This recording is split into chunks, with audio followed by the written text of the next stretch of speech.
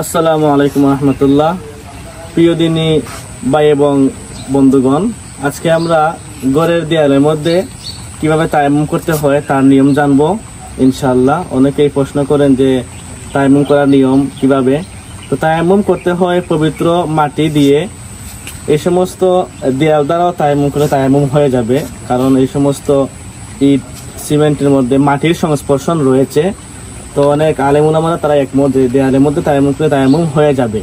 তো আমরা আজকে নিয়ম জানবো কিভাবে দেয়ালের মধ্যে তায়াম্মুম করতে হয় ইনশাআল্লাহ। তো আসুন আমরা নিয়ম সম্পর্কে জানি। তায়াম্মুমের ফরজ হলো তিনটি, আপনারা ভালো করে বুঝবেন। তায়াম্মুমের ফরজ তিনটি। এক নম্বরে নিয়ত করা। আপনারা নিয়ত করবেন। নিয়ত হলো অন্তরের সংকল্প।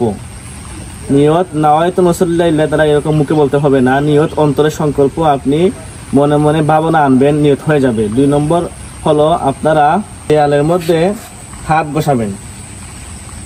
দেয়ালের মধ্যে হাত বসানোর পর ধুলোবালি থাকলে সেগুলো জেরে ফেলবেন। জেরে ফেলার পর মুখ মাসে করবেন, একবার মুখ মাসে করে নেবেন।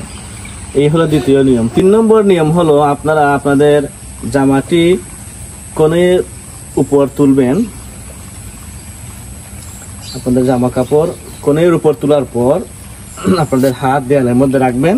দেয়ালের মধ্যে বসানোর পর ধুলোবালি জেরে আপনারা প্রথমে ডান হাত এভাবে সম্পূর্ণ ডান হাত, তারপর বাম হাত একবার করে মাসে করে নেবেন। তো এই হলো তায়াম্মুমের 3টি নিয়ম, যা আপনাদেরকে ভিডিওর মধ্যে আমরা দেখাবার চেষ্টা করলাম। আশা করছি আপনারা বিস্তারিত বুঝতে পেরেছেন। তো আমাদের ইসলামিক চ্যানেলটি সাবস্ক্রাইব করে আমাদেরকে সমর্থন করা অনুরোধ রইল। আসসালামু আলাইকুম রহমতুল্লাহ।